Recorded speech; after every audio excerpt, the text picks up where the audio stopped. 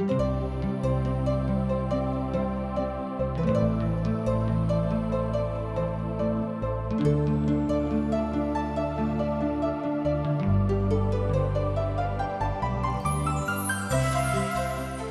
बाजै छथिन, संपूर्ण मन से परमेश्वर पर अहाँ भरोसा रखियो आ अपन समझ के सहारा नहीं लियो आ हुनके स्मरण क सब काज के करियो, तहने वह अहाँ के लेल सीधा मार्ग देखेथिन।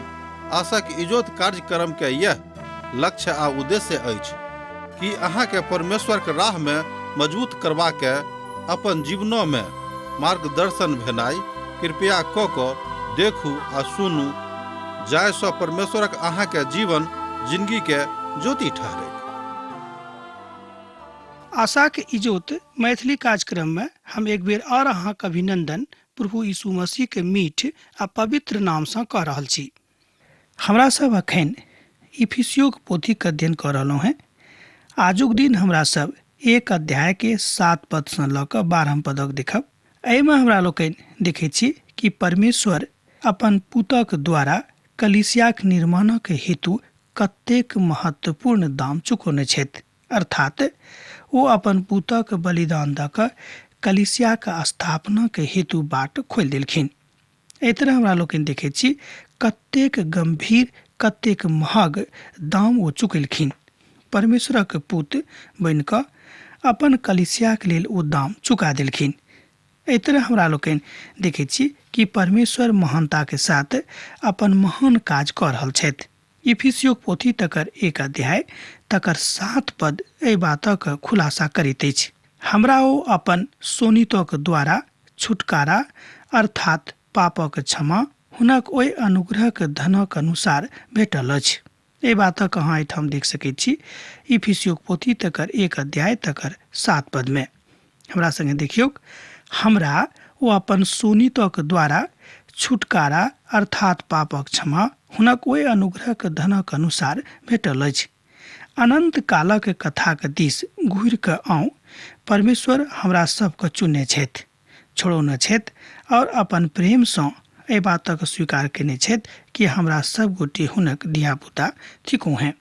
ओ तऽ हमरा सब गोटे के अपन धियापुता बनौने छथि, मुदा अभी हमरा सबहक ऊपर अछि कि हमरा सब हुनक अपन पिता मानै छिन कि नहि। अब कने हमरा सब आगाँ बढ़ब, अनंत कालक कथा सँ कनेक बाहर आयब आ ओतऽ आबि कऽ देखब जे पिता परमेश्वर एहि संसार में जतऽ हमरा लोकनि रहै छी ओ हमरा सब गोटे के कोना के मदद पहुँचाबैत छथि। पूत यीशु के हाथ में सौंप देने छथि जे एहि वातावरण में जतऽ हमरा लोकनि अखन रहै छी ओहि वातावरण के ओ कोना के सम्हारि कऽ रखने छथि।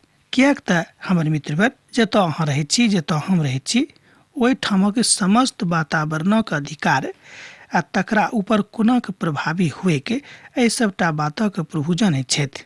ई तऽ एकटा भेल एकाग्रचित होयबाक बात और प्रभु के अधिकारक बात। मुदा जतऽ हमरा लोकनि कोनो परिस्थिति में पावल जाइत छी, ओहि परिस्थिति में आबि कऽ पिता के पुत अर्थात प्रभु यीशु मसीह हमरा सब गोटे के सहायता आ मदद करै छथिन। ई तऽ भेल ऐतिहासिक सत्य, अर्थात जे प्रभु यीशु मसीह लगभग 2000 बरख पूर्व में एहि संसार में जन्म लेने रहथि। परमेश्वरक सुख हुनका जिंदगी में रहनि, किएक तो स्वयं परमेश्वर छलाह और ओहि सबटा सुख छोड़ि कऽ अर्थात अपन स्वर्ग धाम छोड़ि कऽ एहि संसार में अहाँ के खातिर, हमरा खातिर आबि कऽ अपन प्राण देलनि। अर्थात ओ मारल गेलाह, गाड़ल गेलाह, पुनः तेसर दिन जीवित भऽ गेलाह, जाहि सँ हमरा सबके विश्वास हुए कि ओ पिता के पुत छलाह आ स्वर्ग में जाकर एखनो पिता के दहिना कांत में विराजमान छथि और हमरा सभक लेल ओतऽ बैस कऽ प्रार्थना कऽ रहल छथि। ओ एहिठामक की छलाह, अर्थात एहिठाम हुनका अतेक नेह किएक रहनि, किएक तऽ हुनक धियापुता एहि संसार में छथि, जेना अहाँ भेलहुँ वा हम भेलहुँ। ओ सभक छोड़लथि कुना कऽ तऽ अपन सोनित दऽ कऽ। ई एकटा महान सत्य अछि। एहि सत्य सँ केओ स्वयं के फर्क नहि कऽ सकैत अछि। आजुक संदर्भ में ओतेक महत्वपूर्ण ई बात भऽ जाइ छै, जाहिमे अधिकांश तथ्य एही ठाम आबि कऽ चुप्पी नहि साधैत अछि, मुदा एहि बातक बताबैत अछि। अर्थात नीक काज, नीक महानताक बात आ नीक सब ठामक सुधरनायक बात प्रभु यीशु मसीह जानैत छथिन। किएक तऽ ओहि बातक संदर्भित विचार प्रभु यीशु मसीह के दिशा मनुष्य जाति के मन में बेर बेर आबैत अछि कि संसार में हमरा सब जे पठाओल गेलहुँ हैं तकरा पाछा परमेश्वर के की उद्देश्य छनि। प्रभु यीशु मसीह क्रूस पर चढ़ि कऽ मनुष्य जाति के भौतिक आवश्यकता के पूर्ति, आत्मिक आवश्यकता के पूर्ति आ समस्त बातक पूर्ति के लेल प्राण देलखिन आ सबसँ बढ़ि कऽ जे मनुष्य जाति परमेश्वरक संगे सदा कालक लेल जिंदगी बिताबैक हुनक सबसँ पैघ उद्देश्य इएह रहनि। जहन हमरा सब परमेश्वरक उद्देश्यक नहि बुझैत छी वा बुझि नहि सकैत छी अतेक सरलतम भाषा में पढ़ि कऽ सुनि कऽ, तहन एकर मतलब यह भेलै कि हमरा सब परमेश्वरक उपस्थिति के नहीं मानैत छी आ हुनक ईश्वरीय सत्ता के अस्वीकार कऽ दैत छी। एहि तरहक लोकक घड़ी में आबि कऽ आजुक संसार में नहि, किएक तऽ सोनीतक ऊपर शिक्षा देनाइ लोग पसंद नहीं करैत छथि। यो हम देखलहुँ हैं, मुदा प्रभु यीशु मसीह के सोनित सब प्रकारक पाप सँ हमरा सब गोटे के शुद्ध करैत छथि। एकटा टीकाकार साहब एहिठाम एहि बातक बाजैत छथि जे लोक हमरा एहिठाम आबि कऽ कहैत छलाह जे अहाँ प्रभु यीशु मसीह के सोनितक शिक्षा तऽ नहीं दैत छी। हम जानलहुँ हैं जे नवा नेमक शिक्षा तऽ प्रभु यीशु मसीह के सोनितक शिक्षाक बिनु नहीं भऽ सकैत छै। पवित्र पोथीक जे नवा नेमक पोथी सब अछि ओहिमे प्रभु यीशु मसीह के सोनितक ऊपर बड्ड वैचारिक दृष्टिकोण से नहीं, मुदा सत रूप में बतायल गेल अछि कि प्रभु यीशु मसीह के सोनितक बिनु केओ उद्धार प्राप्त नहीं कऽ सकैत छथि। कठिन शिक्षा का आधार महानता का आधार हुए छथि। आ जहन पिता परमेश्वर एहि संसारक लोकक बुझि गेलाह तहन वो अपन इकलौता पुत के एहिठाम पठा कऽ कलीसिया के स्थापना के हेतु ई काजक कऽ देलखिन। अर्थात कलीसिया प्रभु के देही थिक तैं बाजल गेल अछि। किएक तऽ पुरना नेमक घटना पापक पढ़ि कऽ अर्थात पापसँ बढ़ि कऽ एहि बातक बतायल गेल अछि कि सोनितक के बिनु केओ पाप सँ छुटकारा नहीं पाबि सकैत छथि। ई पुरना नेमक शिक्षा छलैक, मुदा एहि बातक पूर्णता हमरा सब नवा नेम में देखैत छी। जहन प्रभु यीशु मसीह आबि कऽ अपन सोनित बहा कऽ समस्त मनुष्य जाति के लेल उद्धारक द्वार के खोलि देलखिन। प्रभु यीशु मसीह शिक्षा के ऊपर जँ अहाँ विचार करबै तऽ पाएब कि जिंदगी भर अहाँ पढ़ैत रहि सकलहुँ हैं, सीखैत रहि सकलहुँ हैं, मुदा प्रभु यीशु मसीह के शिक्षा के अंत नहीं हेतैक। किएक तऽ एक एक पद में, एक एक शब्द में, एक एक बात में बहुत बहुत गंभीर तथ्य लुकायल अछि। इब्रानियों पोथी तकर 10 अध्याय आ तकर 6 पद सँ लऽ कऽ 13 पद में एहि विषय पर कथा कयल गेल अछि। आ मत्ती के रचल सुसमाचार तकर 20 अध्याय आ तकर 25 पद में एहि बातक ऊपर जोर देवल गेल अछि। ओ अहाँके छोड़ौतैत, एहि बातक लेल ओ अपन प्राण देलथि, किएक तऽ अहाँके छोड़ेबाक आवश्यकता हुनका रहनि। ओ अपन दाम दऽ कऽ छोड़लखिन। दाम की छलैक तऽ हुनक सोनित। तहन अहाँ बुझि सकैत छी कि छोड़ौतीक लेल प्रभु यीशु मसीह के पिता परमेश्वर के कतेक महग दाम दिअ पड़लनि वा कतेक कीमत दिअ पड़लनि। एहि बातक हमरा लोकनि नहीं बुझैत छी। नवा नेमक पोथी में 3 बेर ग्रीक शब्दक प्रयोग एहि विषय वस्तु के लेल कयल गेल अछि। अंग्रेजी में मात्र एक शब्दक अनुवाद कयल गेल अछि। ओ शब्द थिक रिडेम्पशन अर्थात छुटकारा। एहि शब्दक अर्थ होइत अछि दाम दऽ कऽ छोड़ौनाइ। ध्यान दियौ, एहि शब्दक के अर्थ होइत अछि दाम दऽ कऽ छोड़ौनाइ। अंग्रेजी शब्दक अर्थ यह भेलैक, मुदा ग्रीक भाषा में अर्थात ग्रीक शब्द में एहि बातक बड़ गंभीरता सँ लेवल गेल अछि।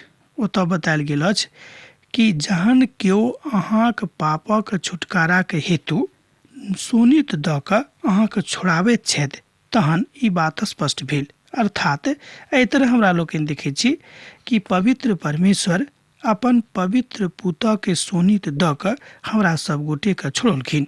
एहि तरह पौलुस एहि बातक अपन पहिल कुरिन्थियों पोथी में कहैत छथि, किएक तऽ परमेश्वर अपन आत्मा में काज करैत छथिन। पहिल कुरिन्थियों पोथी में पौलुस एहि बातक लिखैत छथिन कि परमेश्वर पिता अपन आत्मा में काज करैत छथि। अब हमरा सब तैयार भऽ सकैत छी जे परमेश्वर अपन ओहि बातक खोलि रहल छथि जे कथा हुनका संगे लागल छलनि। प्रभु यीशु मसीह अपन कथाक ओतऽ वा पूर्तिसँ अगुवाई करैत छथि आ ओही भेदक ओ खोलि दैत छथि जाहि बातक ओ समस्त ज्ञान आ समस्त सहित आधारक ऊपर प्रचुरतासँ देखैत छथिन। ओ अपन इच्छाक भेदक ओहि सुमतिक अनुसार हमरा बतौलथि जकरा ओ अपना आपमे निश्चय कऽ देने रहथि। एहि बातक अहाँ देख सकैत छी 8 पदमे आर 9 पदमे। कने अहाँ हमरा संगे देखियौ कि जाहि बातक ओ समस्त ज्ञान आर समस्त सहित हमरा ऊपर प्रचुरतामे केने रहथि। ओ अपन इच्छाक भेद ओहि सुमतिक अनुसार हमरा बतौलथि जकरा ओ अपना आपमे निश्चय कऽ देने रहथि। एहि बातक अहाँ एहिठाम देखलहुँ 8 पदमे आर 9 पदमे। अध्याय भेल 1, पोथीक नाम भेल इफिसियो, जाहि पोथीक हमरा लोकनि अध्ययन कऽ रहल छी। आगाँ जाहिसँ कालक पूरा होयबाक एहन प्रबंध होइक जे किछु स्वर्गमे रहैक आ जे किछु धरती पर अछि सब किछु ओ मसीहमे जोड़ करिक। एहि बातक अहाँ देख सकैत छी एहिठाम पद 10 में। पोथी भेल इफिसियो, अध्याय भेल 1, अर्थात इफिसियो पोथी तकर 1 अध्याय पद 10। हमरा संग यहाँ देखियौ एक बेर, जाहिसँ कालक पूरा होयबाक एहन प्रबंध होइक जे किछु स्वर्गमे रहैक आ जे किछु धरती पर अछि सब किछु ओ मसीहमे जोड़ करिक। पवित्र पोथीमे की भेद अछि? ई कोनो दंत कथा नहि थिक वा कोनो ई एम्हर उम्हर लेखक के लिखल कथा नहीं थिक। ई परमेश्वरक जीवित वचन अछि। भेदक कथा नहीं थिक जाहि बातक कहाँ आश्चर्य व्यक्त कऽ सकलहुँ हैं। भेद तऽ यह अछि कि जे किछु परमेश्वर मनुष्य जाति के सन्मुख में प्रकट केने रहते ओ बात सब स्पष्ट और संदर्भित भऽ कऽ मनुष्य के सन्मुख में आबेक। मुदा दू बात अछि जाहि बातक अहाँ भेदक संज्ञा दऽ रहलहुँ हैं ओ थिक मनुष्य अपन प्रयाससँ परमेश्वरक भेदक बुझि नहि सकैत छथि, किएक तऽ ई बात सर्वदा परमेश्वर समस्त मनुष्य जाति के सन्मुख में प्रकट नहि करैत छथिन। यह बात आजुक परिप्रेक्ष्य में अहूँके बुझबाक अछि। परमेश्वरक दिससँ प्रकाशित वाक्यक पोथी में एहि बातक खूब नीक रीतिसँ बतायल गेल अछि, किएक तऽ परमेश्वर छलावा नहि करैत छथि। परमेश्वर मनुष्य जातिक संगे कोनो दगा नहीं करैत छथि। आ दोसर भेद अछि जे परमेश्वर अपन प्रकाशनक अपन हिसाबे अपन कालक अनुसार प्रकट करताह। हमरा सभक कालक बड़ समस्याक अनुसार यह बात सन्मुख में आबैत अछि आ ई सबटा कथा ओहिमे प्रतिष्ठित भऽ जाइत अछि। प्रभुक पवित्र पोथी में तऽ सबसँ पहिने एहि भेदक प्रकट कयल गेल छै कि मनुष्य जाति जाबे धरि उद्धार प्रभु यीशु मसीह के सोनितसँ प्राप्त नहीं करताह हुनक उद्धार पूर्ण नहीं हेतिक। अपन यीशु के साथ स्वर्ग धाम में राज करबाक जे सपना थिक वही बातक बुझबाक अछि, अर्थात परमेश्वरक दिससँ प्रकाशित होइत अछि। ई छल प्रथम रहस्य। अर्थात अहाँ बाजि सकैत छी कि पवित्र पोथी बाइबिल में परमेश्वर बहुत रहस्यक सेहो राखने छथि आ जाहि रहस्यक मनुष्य जातिके बुझबाक छनि। आ दोसर भेद अछि जे परमेश्वर अपन प्रकाशनक अपना हिसाबे अपन कालक अनुसार प्रकट करताह। हमरा सभक काल वा हमरा समयक अनुसार नहीं। आ ई सबटा कथा ओहिमे प्रतिष्ठित भऽ जाइत अछि। प्रभुक पवित्र पोथी में तऽ सबसँ बढ़ि कऽ एहि भेदक विषय में बतायल गेल अछि जे मनुष्य उद्धार पाबेक और अपन जिंदगी के यीशु के साथ देख आ स्वर्ग धाम में हुनका संगे रहबा के आ शांति के प्रयास करे के यह बात मनुष्य जाति के अनुभूति में सर्वोच्च स्थान पर अछि। प्रभु यीशु मसीह में सेहो परमेश्वर एहि भेदक मनुष्य जाति के सन्मुख में प्रकट कऽ देलनि।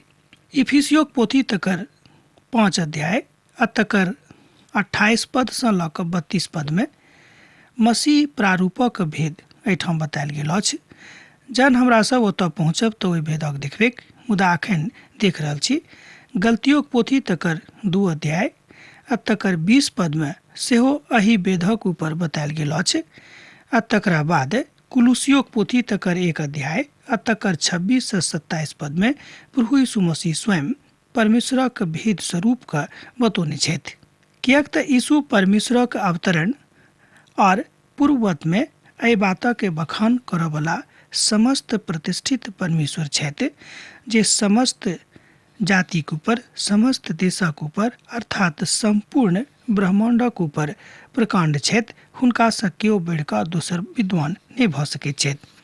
कुलुसियोक पोथी तकर 2 अध्याय आ तकर 2 पद सँ लऽ कऽ 9 पद में, पहिल कुरिन्थियोक पोथी तकर 2 अध्याय तकर 7 पद में एहि भेदक विषय में बतायल गेल अछि।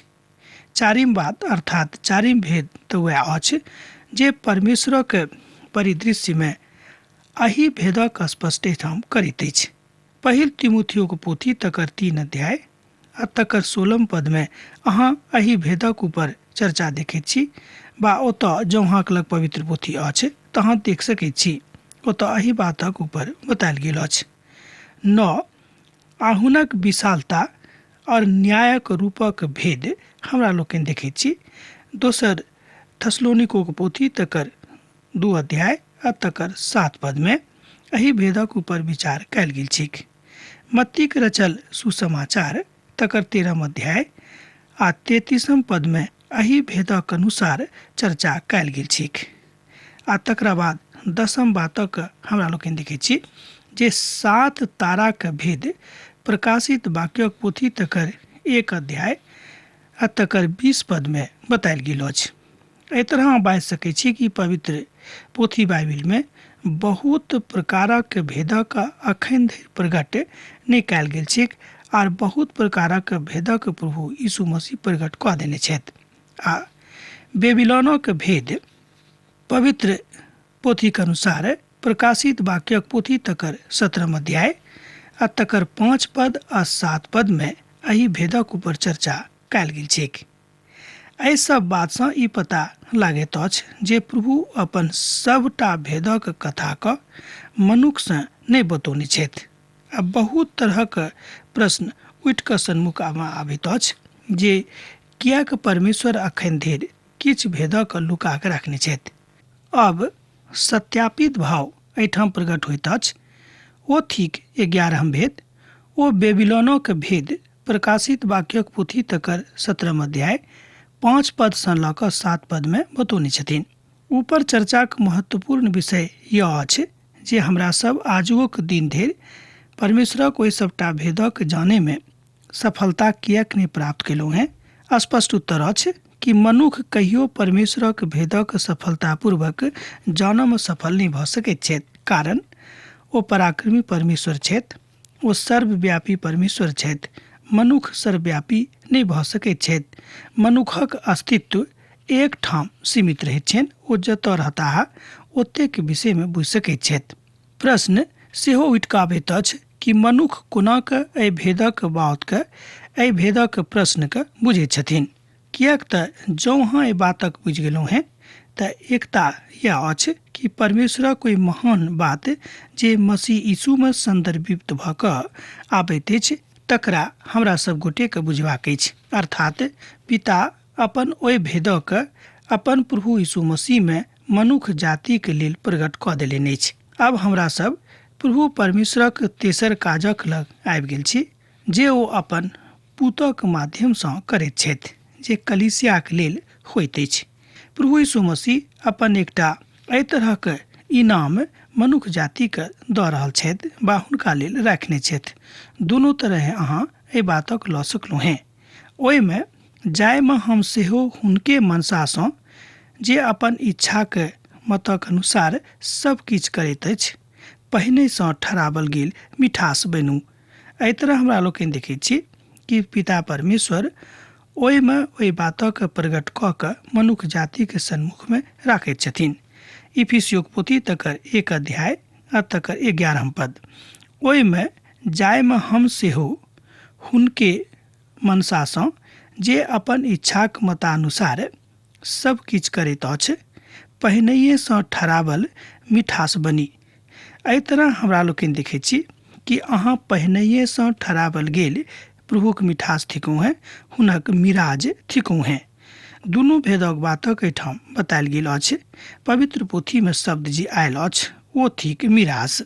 एहि तरह हमरा लोग देखै छी कि परमेश्वर अहाँके स्वयं का अर्थात अपना आप का प्रकट कऽ कऽ मनुष्य जाति के इनाम मिरास के लेल पहिने से उपयुक्त तथ्य के आनि के राखि देने छथि, जाहिसँ हम जे पहिने सँ मसीह पर आशा राखने छलहुँ हैं हुनक महिमा के कारण बनी। एहिठाम साधु पौलुस एहि बातक बड़ स्पष्टता के साथ कहैत छथि कि जाहिसँ हम जे पहिनहिए सँ मसीह पर आशा राखने छलहुँ हैं हुनक महिमा के कारण बनी। एहि बातक अहाँ एहिठाम देख सकैत छी पद 12 में अध्याय भेल 1। एहिठाम और एकटा बड़ महत्वपूर्ण सत्य अछि, ओ हमरा सभक एकटा एहन बातक लेल एकटा एहन इनामक लेल चुनि के राखने छथि जे मनुष्य जाति के सर्वोचित अर्थात हुनके लेल छनि आर दोसर केकरो लेल नहि। किएक तऽ पिता परमेश्वर मनुष्य जाति के छोड़ि कऽ आर जतेक बातक सृजन एहिठाम कयलथि अर्थात जतेक प्राणधारी लोकक बनौलखिन ओहिमे सँ सबसँ बुद्धियार मनुष्य छथि। किएक तऽ मनुष्य परमेश्वरक अस्तित्व, परमेश्वरक ज्ञान आर परमेश्वरक पराक्रमक बुझैत छथि वा बुझि सकैत छथि, मुदा आर दोसर जे प्राणी सब छथि हुनका ओतेक ज्ञान एहि विषय पर नहि छनि। तैँ मनुष्यके ओ सर्वोच्च बनौलखिन अर्थात जतेक चीजक बनौने छथि एहिठाम जीवधारीके ओहिमे सँ मनुष्य सर्वोच्च छथि। किएक तऽ पौलुस एहि बातक बेर बेर लिखैत छथि और अपन महिमाके लेल नहि मुदा परमेश्वर के महिमाके लेल लिखैत छथिन, जाहिसँ मनुष्य जातिके त्राणक बाट बड़ स्पष्टता के साथ खुजि जाय।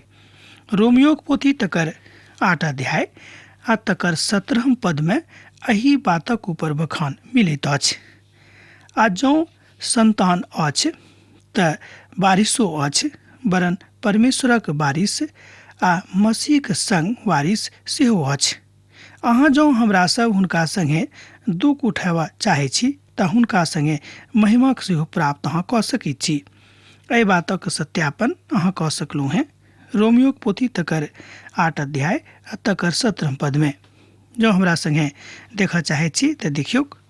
आ जँ संतान अछि तऽ वारिस सेहो अछि, वरन परमेश्वरक वारिस आ मसीहक संग वारिस सेहो अछि। आ जँ हमरा सब हुनका संगे दुख उठायब जाहिसँ हुनका संगे हमरा लोकनि महिमाके सेहो प्राप्त करब। एहि बातक एहिठाम रोमियोक पोथी तकर 8 अध्याय तकर 17 पद में बतायल गेल अछि। पहिल कुरिन्थियोक पोथी 3 अध्याय 21 पद सँ लऽ कऽ 23 पद धरि एहि बातक बतायल गेल अछि। अब हमरा एहिठाम विदा दऽ दिअ, किएक तऽ अहाँसँ हमर विदा होयके काल भऽ रहल अछि। जे किछु रहि गेल तकरा ऊपर हमरा लोकनि कोशिश करब जे दोसर दिन चर्चा करी, मनन करी। पाती लिखनाइ नहि बिसरायब। यीशुक नेह अहाँक जिंदगी में बनल रहैक। आमीन। हमरा विश्वास अछि कि ई कार्यक्रम अहाँके लेल लाभदायक सिद्ध भेल अछि। हम चाहै छी कि अहाँ अपन आशीषके हमरा संग साझा करू। जँ अहाँके नजीक बाइबलसँ जीवनसँ संबंधित कोनो प्रकारके प्रश्न भऽ सकैत अछि तऽ अपन समस्याके लेल प्रार्थना करबाके लेल जँ चाहै छी तऽ हमरा फोन पर जरूर संपर्क कऽ सकैत छी। परमेश्वर अहाँ सबके एकटा सुखद आनंदित दिन प्रदान करैक।